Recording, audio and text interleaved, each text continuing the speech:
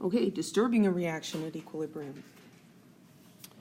So Le Châtelier, and we heard about him way back in the beginning of the semester, Le Châtelier observed a principle that when a chemical system at equilibrium is disturbed, the system shifts in a direction that minimizes the disturbance.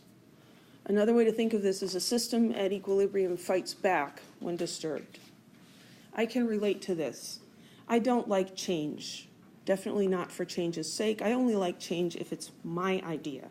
If I decide we should paint the living room purple, then I'm fine with it. But if someone else decides, to cut down a tree across the street, I'm like not okay with that, right? I try to keep things the same. I don't know, it's just a personality quirk. The system, if you disturb it, will shift in a way to undo what was done to it. So let's look at that. We talked yesterday about this Narnia Middle Earth idea or analogy, where we have a certain number of people in Narnia, a certain number of people in Middle Earth. It has come to a dynamic equilibrium. The number of people on each side is constant, even though people are moving back and forth.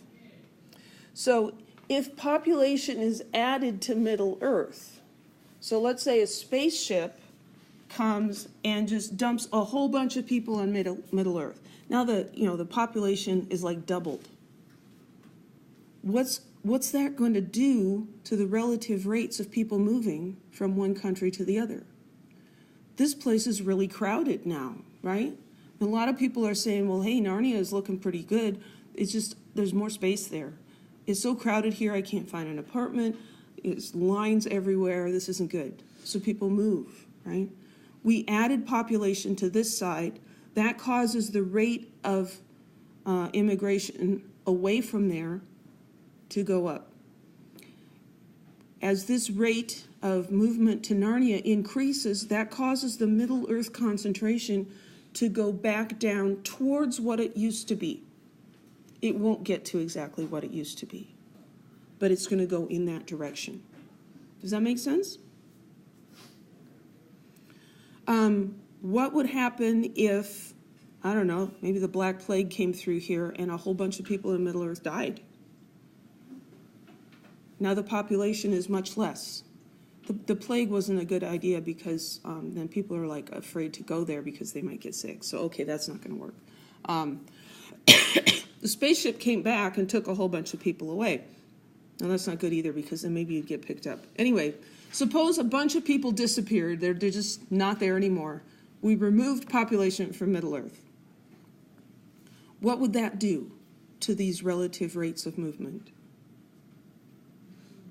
It would cause more people to move over here, replacing the people that had been moved. So that's what the chemical equilibrium does. If you add something to this side, the rate of reaction towards that side will be decreased because there's a bunch more of this.